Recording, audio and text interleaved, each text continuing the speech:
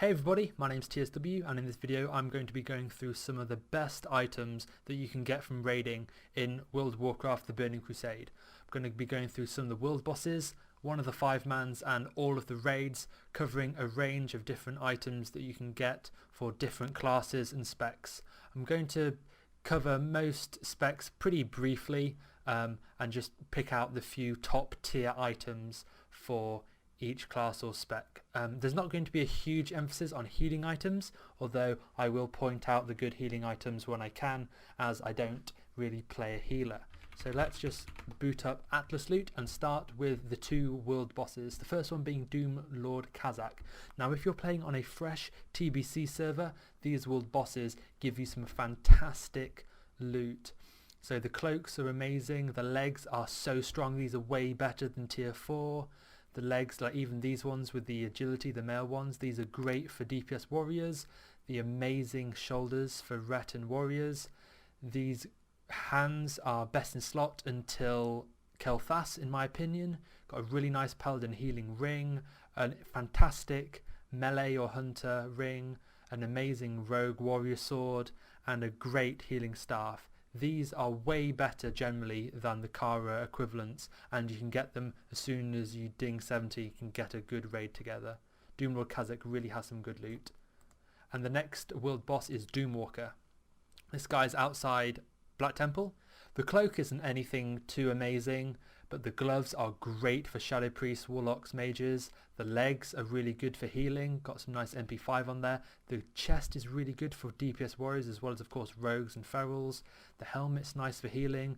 The plate helmet's great for avoidance for warriors and paladins. The neck is pretty decent, good for paladins. A really nice dagger that will see you long into tier 5. The axe is pretty good, and the barrel blade long rifle is very good for warrior tanks, bis for avoidance, and really good for warriors and rogues. If you don't want the hit rating from other ranged weapons, you can just fill it full of strength or agility gems. Very good item.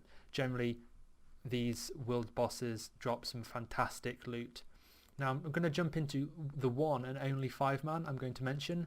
Obviously you want to be farming your heroics as often as possible, because you're going, well, not as often as possible. You need to be farming all of the loot that you want from the 5-mans, and it's very easy to farm. Just get a group, pug it and kill it until the items you want drop. But again, the only 5-man I am going to mention is Magister's Terrace, Princess Delrissa. Best in slot tank trinket, very phenomenal.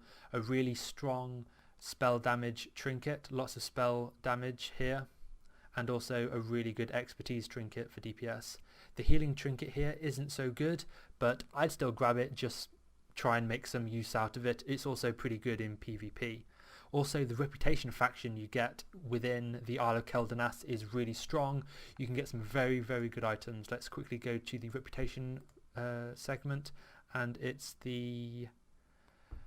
where are we? Not Scale of the Sands, it's Shattered Sun Offensive. So if you go here to Exalted, you get some really cool shields with spell damage, spell hit and block value, but it's these necks that are really good. Depending on if you're Aldor or Scryer, you get a different buff on the procs on these necks. Just very strong necks indeed for DPS, hunters, warriors, and for your healers as well. Really good necks in general for everybody.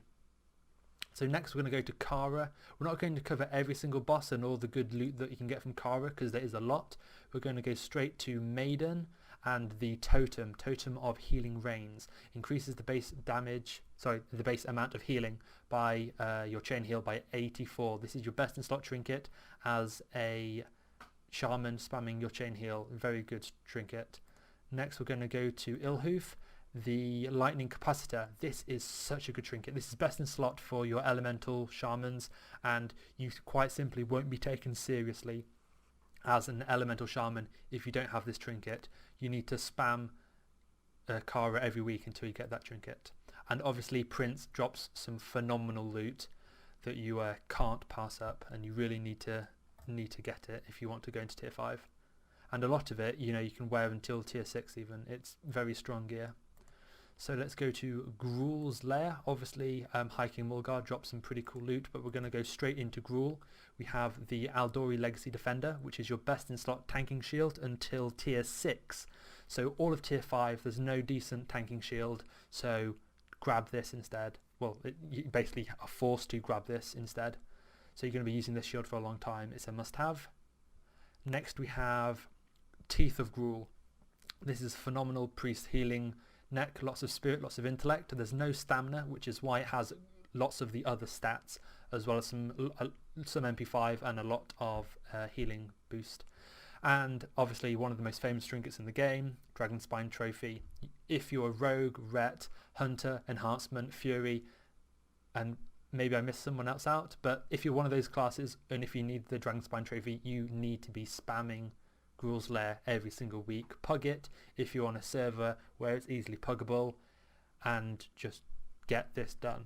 One thing I might do in the future is actually do like a pug guide for Gruel and go over the tactics and show how easy it is to pug it, because I think that will help a lot of people out. So next we're going to go to the last tier 4 instance, which is, if I can find it, Mccloud's Lair. Again, there's quite a lot of good loot here, but I'm going to focus on the Eye of Mccloud. This is a really good spell damage trinket. I'd give it to a Shadow Priest as priority. Really good shadow damage, and if you get a resisted spell, it gives you even more shadow damage, which is really good. And just a side note, for your failed tanks, this ring is very good for you as well. Let's go to our first tier 5 instance, that is Serpent Shrine Caverns. We have Shoulders of the Stranger, really good shoulders, mainly because they have expertise, and expertise is like crack to melee DPS. Very nice, very strong shoulders, lots of damage you can get from them. Next is going to be Leothrus the Blind. We have Tsunami Tasman. Now this trinket is insane. It's got high crit, high hit, and a really nice proc to give you extra attack power. It's such a nice trinket. I wish I had this trinket. So nice. The next boss we're going to look at is Fathom Lord, and we have Sextant Unstable Currents. This trinket's really good obviously for your elemental shamans, the classes that stack crit. Really nice to just give you extra spell damage. It's a very nice trinket, lots of crit and a nice buff to your spell damage.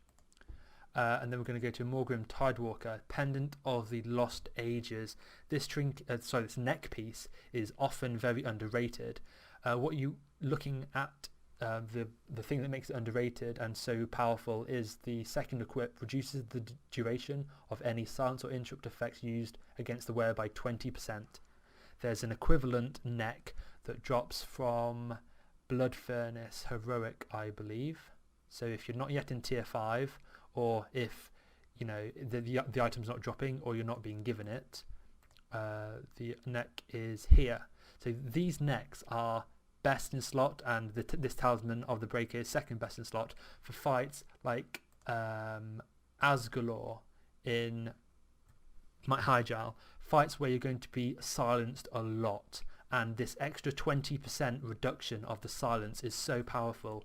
It means that you can just keep damaging 20% more obviously than other classes when they're silenced. It's very powerful. Don't ignore those neck pieces. Last in SSC, obviously like all the end tier bosses, the drops get pretty insane from the final bosses, but we're going to look at Vestments of the Sea Witch. This chest is best in slot until Sunwell, so you're going to be wearing it for a long time. It's worth spewing all of your DKP on it pretty much. Lots of hit, lots of crit, great for the warlocks who need the hit rating. Obviously it's got lots of crit and 3 gem sockets. Any item with 3 gem sockets can be very powerful. We also have Belt of 100 Deaths. Again, another high expertise item. Your rogues, ferals, warriors, rets are all going to be wanting this for DPS. Very, very nice belt. So let's go to our other tier 5 instance, which is going to be the Eye. Let's go to Void Reaver. Oh no, not Void Reaver. Let's go to Silurian actually. Silurian Sapphire. This is a really good item, obviously for warriors. Buffs your battle shout by 70 attack power. Now this is a really good pre-pull trinket. So if you're going to start the encounter with battle shout, pop this trinket on, buff Battle Shout, then pop your regular DPS trinket on, and you'll keep the 70 bonus Battle Shout until you renew it, or obviously until it ends. Also, this wand is really good as well for mages or warlocks who are lacking the hit. Good to note down as well. Next we're going to look at Kilthas himself, obviously end tier boss. We have lots and lots of juicy items. The one I'm going to focus on most is Verdant Sphere. We have lots of good necks. We have the attack power neck for hunters. We have the really good avoidance neck for the paladin tanks, and we have the crit spell damage neck for the moonkins. Generally a very diverse item. You can get all 4 of these items as well as a world buff, which is pretty cool. We're just going to quickly go over to Zulaman now, the 10-man instance. We've got Hex Lord. He drops Hex Shrunken Head, which is an absolute amazing trinket. Gives you lots of spell damage and an on-use effect to give you even more spell damage. You can do this instance multiple times a week. You should be pugging it or doing it in a raid or in a guild run as many times as possible until you get these items, because these are must-haves before Sunwell, and even during Sunwell really. And then we have Azul Jin.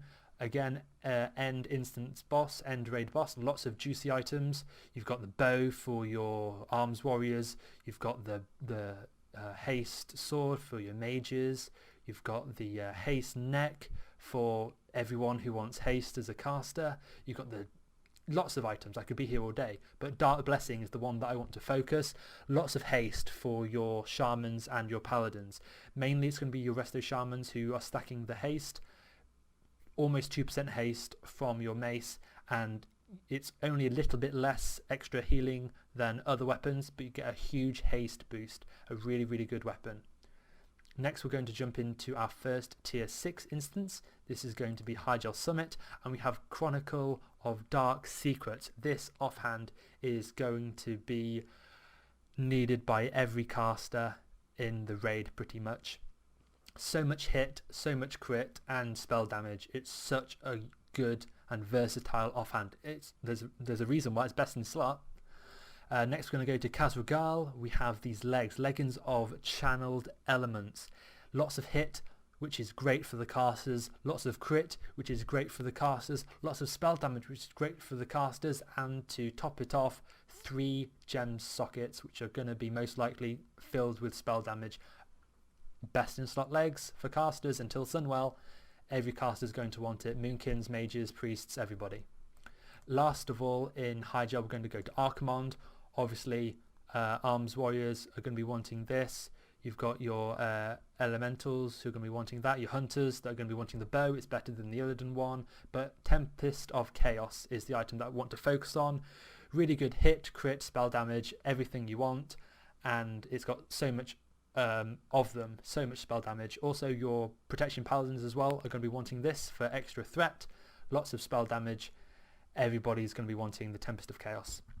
So now over to a lot of people's favourite instance. It's the Black Temple. We're going to skip the beginning bosses and go straight to Terran Gorefiend and look at another totem. Totem of Ancestral Guidance. Increases damage done by your Chain Lightning and Lightning Bolt by 85. Your elementals are going to need this trinket. It's so good.